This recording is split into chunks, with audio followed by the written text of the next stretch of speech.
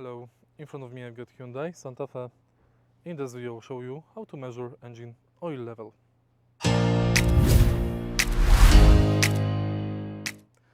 In the beginning, prepare a piece of fabric or cloth and approach the car. Make sure that the car is parked flat for at least 15 minutes. This will allow engine oil to flow down to reservoir. Now, remove the dipstick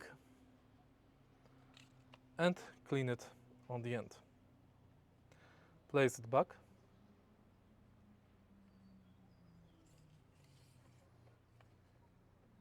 Remove it and measure the engine oil level. It should reach the top line.